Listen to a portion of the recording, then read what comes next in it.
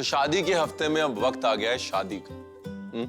और बारात आ रही है नाचती नाचती, रिश्तेदारों की मिलनी हो रही है, वो तमाम रीति रिवाज रस्में और शादी का खाना। भाई अगर शादी का खाना अच्छा हुआ तो लोग सालों साल बात करेंगे कि भाई उनकी शादी में ये खाना खाया था। खाना इतना जरूरी। तो आज बात बैंड बाजा बारात की।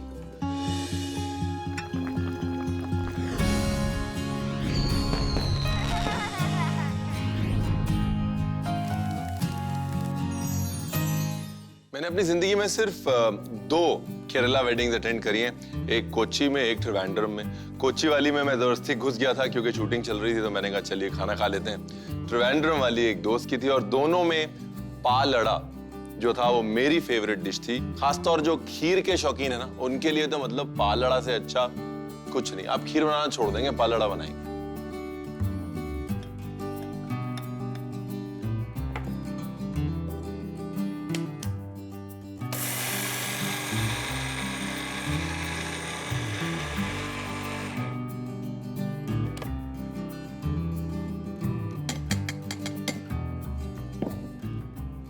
साइड में दूध चढ़ा देता हूं ना, दूध धीरे धीरे पकता रहेगा, रंग आएगा उसमें। थोड़ा घी, घी बड़ा इंपॉर्टेंट है। घी इसलिए इंपॉर्टेंट है कि इसको नरम होना बहुत जरूरी है। अगर नरम नहीं होगी ना पालड़ा तो अच्छा नहीं बनेगा, तो इसके लिए नरम होना बहुत जरूरी है।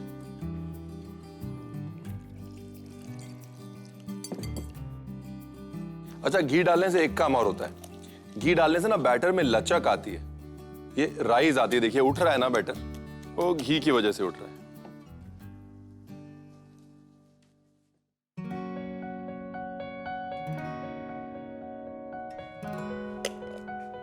बड़ा सिंपल सा फॉर्मूला, ये देखिए। इसको ऐसे रफली डाल देना है, उसके बाद इसको ऐसे फोल्ड करना है, बहुत ही हल्के हाथ से फोल्ड करना है। अभी फोल्ड करने से क्या हो गया कि वो बराबर से फैल गया अंदर। एक किस्म का पैनकेक बन गया।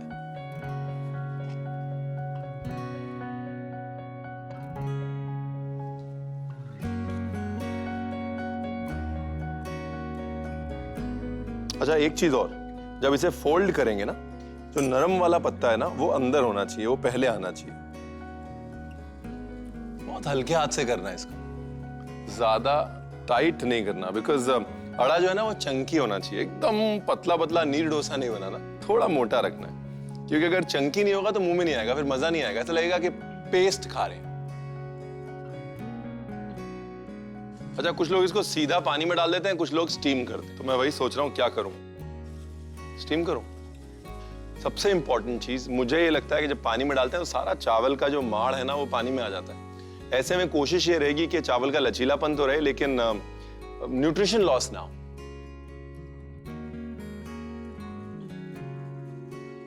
और क्या है ना, वो बनाना लीफ का जो फ्लेवर है ना वो धीरे धीरे ऐसे स्टीमिंग में अच्छा आएगा। अच्छा, अब ये दूध अपने आप से ब्राउन हो गया ना, अब इसमें शक्कर डालेंगे। शक्कर डाल के दूध ब्राउन नहीं करना क्योंकि वो कभी गाढ़ा नहीं होगा, जल जाएगा। पहले दूध हल्का सा ब्राउन करना है, फिर शक्कर डालनी है। बाकी की ब्राउनिंग शक्कर से हो जाएगी, लेकिन अगर गाढ़ा नहीं किया और ऐसे शक्कर डाल दी तो बस फिर वो ना जायका आएगा ना मजा आएगा। इसके लिए दूध को काढ़ के फिर शक्कर डालनी।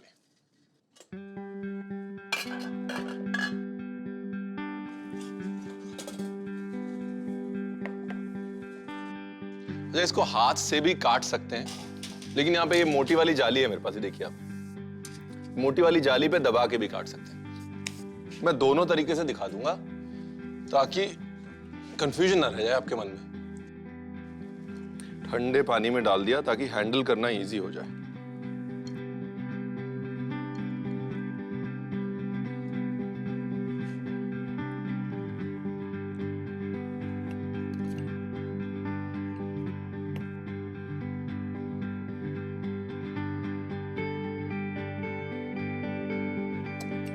अभी एक तो ऐसे इसको छोटे छोटे टुकड़ों में इसी पे काट सकते हैं। तो जैसे ये हो गया ना, ये देखिए। या फिर क्या कर सकते हैं, इसको ऐसे, इसको जाली पे डाल सकते हैं और इसको ऐसे जाली के बीच से निकाल सकते हैं। जितनी बारीक जाली होगी उतना बारीक अड़ा बन जाएगा। या फिर इसको ऐसे छोटा छोटा काट सकते हैं। मुझे ये बड़ा अच्छा लगता है, बड़ा और चंकी, तो इसके लिए मैं बड़ा ही काटूंगा इसको आज। और क्या, जब स्टीम करते हैं ना, तो स्टीम करने से सबसे बड़ा फायदा ये होता है कि जो घी है ना, वो घी बराबर से चावल में रच जाता है।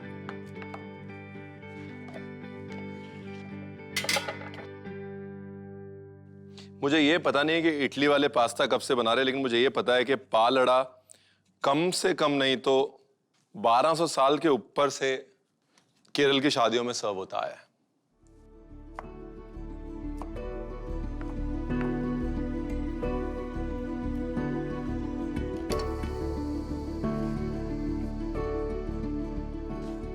अभी बस अड़ा को हल्का सा पानी से निकाल लेता हूं, बस मैजिक है ना ये। और उसके बाद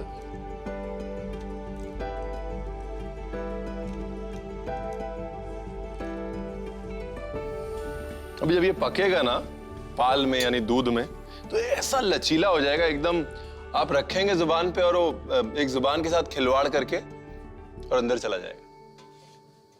अच्छा, अब इसको 5-7 मिनट पकाना है, क्योंकि एक तो अड़ा नरम होगा, लचीला होगा, और दूसरा अड़ा के जो चावल का माड़ है ना, वो पालड़ा को गाढ़ा करेगा। एक पैन में घी, चिरौंजी, किशमिश। अगर वो हरी वाली छोटी वाली किशमिश है ना, तो वो बेस्ट है। छोटी वाली हरी किशमिश, चिरौंजी,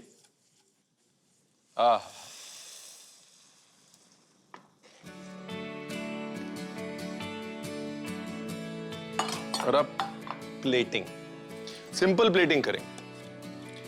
दक्षिण में, जिंदगी में और शादी में ज्यादा दिखावा नहीं होता, सिंपल।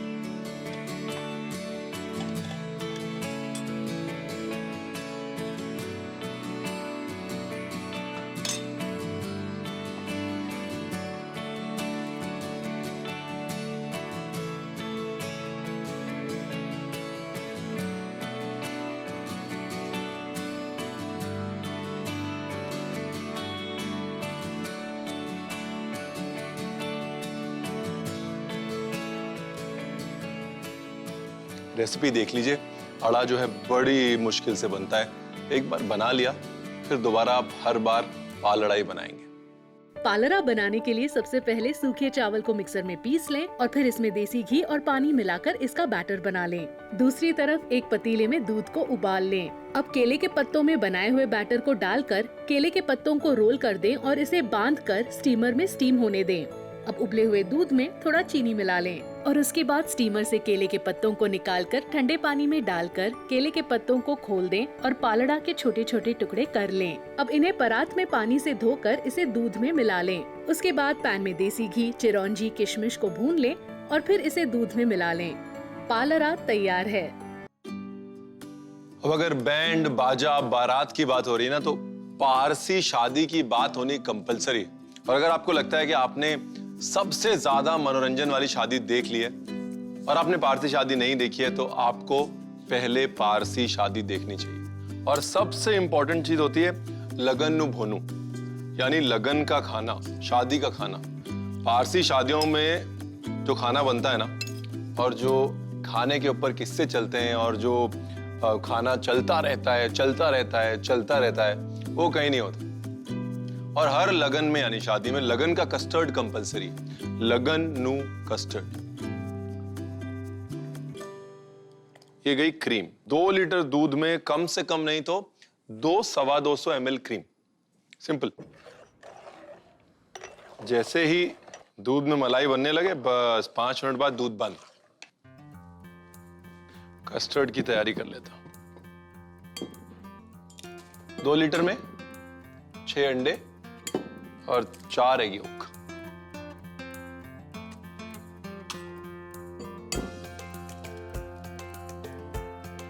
अंडे तो हो गए, अब एग योक। एग योक निकालने का सबसे अच्छा तरीका यही है कि बस ऐसे अंडे के शेल में ही ऐसे टेढ़ा करके पूरा एग वाइट निकाल दिया जाए। बेस्ट तरीका है। अच्छा, हम लोग कस्टर्ड पाउडर बड़ा यूज करते हैं कस्टर्ड बनाने में। जो ओरिजिनल कस्टर्ड है, जो असली कस्टर्ड है, वो सिर्फ अंडे के साथ ही बनता था। अंडे के साथ बने हुए लिजाम को, लिएज़ा को ही कस्टर्ड कहा जाता था। अच्छा, अभी ये जो अंडे हैं, अंडे के अंदर थोड़ा क्रीम,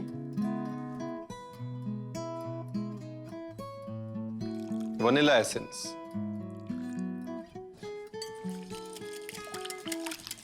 और अंडे देसी वाले जो मैंने यूज किए ना, एकदम येलो येलो,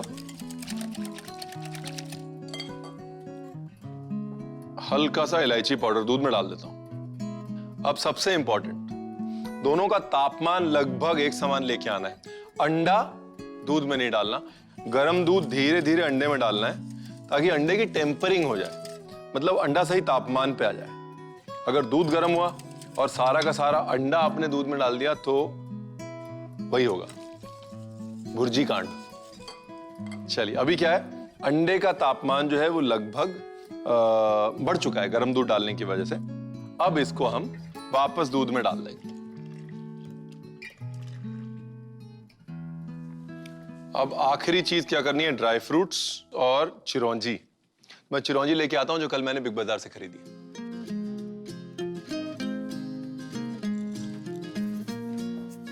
ये गई चिरौंजी, हल्का सा टोस्ट करना है बस। इस केस में मक्खन डालना थोड़ी समझदारी रहेगी, बिकॉज अगर ब्रिटिश किस्म का खाना बना रहे हैं, जो कि ये है, जब भी कॉन्टिनेंटल या ब्रिटिश खाना बनाते हैं तो घी की जगह मक्खन प्रेफर करते हैं। थोड़ा ठंडा करना है इसको, वरना गरम गरम जाएगा, अंडे का बन जाएगा ऑमलेट।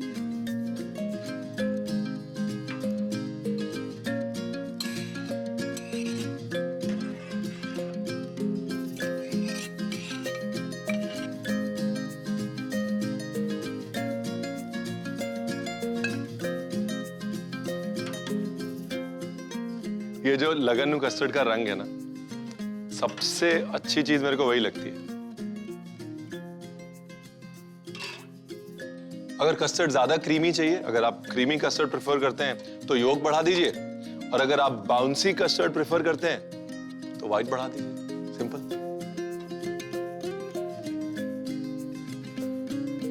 लेकिन अंडे की खुशबू आनी चाहिए।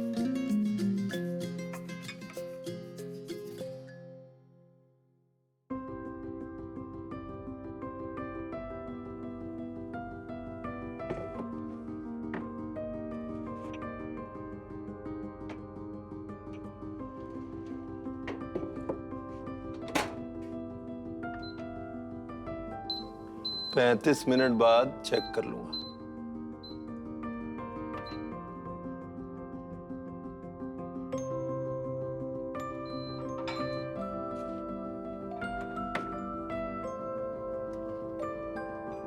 And done.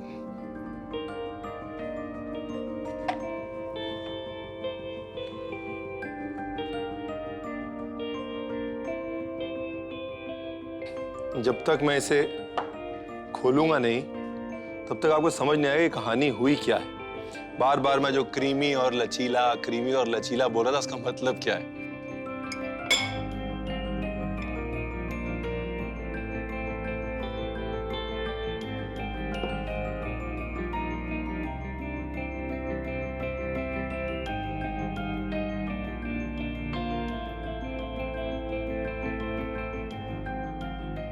रिकैप देख लीजिए, ये रेसिपी आप मिस नहीं करना चाहते।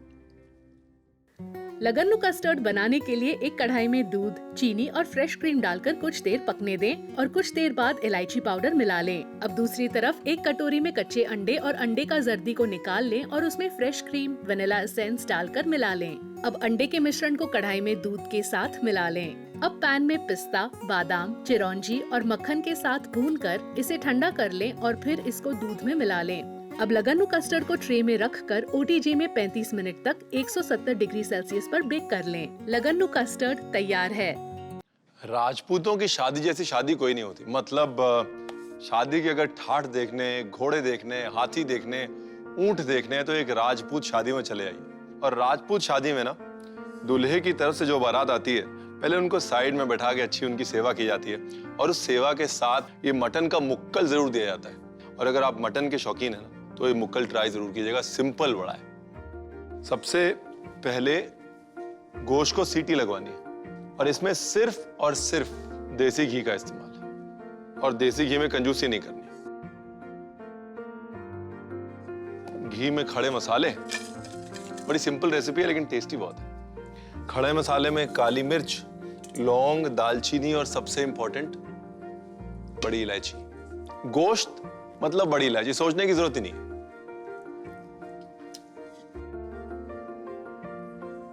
और गोश्त में नमक, लाल मिर्च, लाल मिर्च जो मथानिया वाली, मतलब रंग वाली मिर्च, कि रंग अच्छा आना चाहिए। बाकी इसमें ना कोई प्याज है, ना कोई अदरक है, ना कोई लहसुन है, सूखे मसाले और मटन। हल्दी,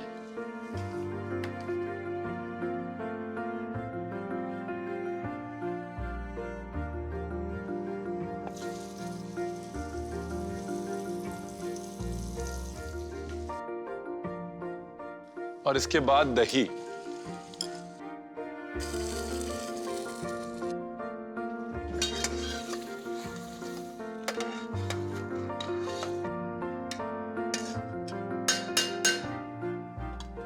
अब गोश्त को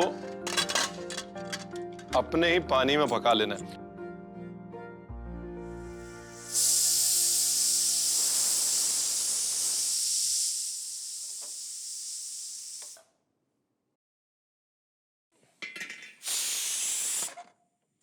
बस गोश्त को पकने देते हैं और दूसरी तरफ डालते हैं घी। घी कम नहीं पड़ना चाहिए।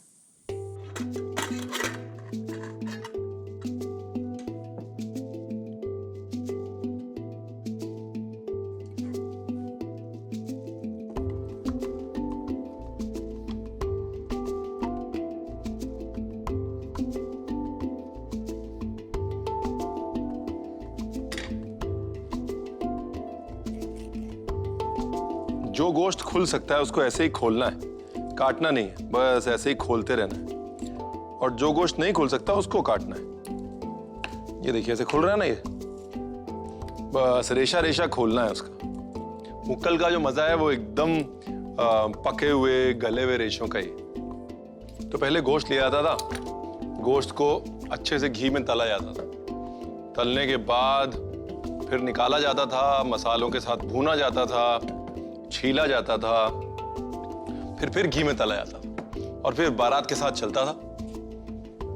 और मुक्कल का प्रोग्राम ऐसे होता था, बस जैसे घी गर्म होगा उसके अंदर गोश्त को फ्राई कर लेंगे। गोश्त को घी में पकाना बहुत जरूरी है। घी में गोश्त पे रंग आना बहुत जरूरी है। राजपूत शादियों में ना आज भी महफिलें लगती हैं, और मर्दाना महफिल अलग, जनाना महफिल अलग, और क्या धमाल मचता है दोनों महफिलों में। तो अब इसमें जो दही का मसाला था वो डाल दिया, और देखिए अभी तक बिल्कुल बेआब है गोश्त, बिल्कुल पानी नहीं है गोश्त में, सिर्फ दही में पका है, घी में पका है। अब राजपूतों की शादी का माहौल बन गया है, राजस्थान की बात हो रही है ना, तो मील बना लेता हूँ, इसका मतलब पूरा खाना बना लेता हूँ। दाल बाटी ऑर्डर कर लेता हूँ, स्विगी से ऑर्डर कर लेता हूँ। ये दाल बाटी एंड डन। चलिए इसी बहाने आपको दाल बाटी दिखाने का प्रॉमिस कर दिया मैंने। नाइस। और गैस बंद। अब क्योंकि इसको बारात के साथ इतने समय तक चलना है, 1-2 दिन में कंडे लेके आता हूं मैं, गोबर के उपले, फिर अच्छी सी बाटी बनाना सिखाता हूं।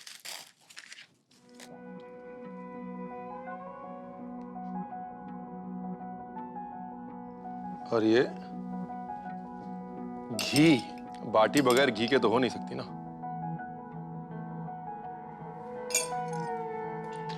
और ये हमारा मुक्कल। देखिए इतना सारा गोश्त था, इतना सा रह गया।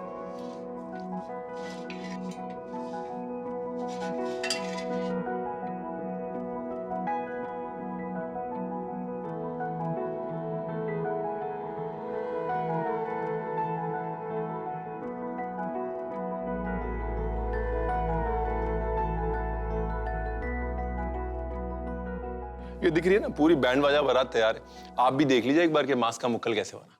मुक्कल बनाने के लिए सबसे पहले एक कुकर में देसी घी, लौंग, काली मिर्च, दालचीनी, तेजपत्ता और बड़ी इलायची डाल दें। उसके बाद एक परात में मटन के ऊपर नमक, लाल मिर्च और हल्दी डालकर मिला लें। अब मटन को कुकर में डालकर इसमें दही मिला लें और इसे पकने दें और पकने के बाद छुरी की मदद से इसे अलग कर लें। दूसरी तरफ एक कढ़ाई में देसी घी गरम करके अलग किए हुए मटन को मिला लें और कुकर के ग्रेवी को डालकर अच्छे से मिलाकर इसमें गरम मसाला डाल दें। मुक्कल तैयार है। हमारे संस्कार में, हमारे समुदाय में शादी से जुड़े इतने खाने हैं कि अगर हम उसका सिर्फ 5% भी अपने शादी के मेन्यू में डाल देना तो सारे गेस्ट खुश होके जाएंगे और सारी जिंदगी आपकी शादी को याद करेंगे। तो अगली बार जब भी शादी का मेन्यू बनवाने या बनाने बैठे, अपने संस्कारों के साथ अपना खाना जरूर डालें।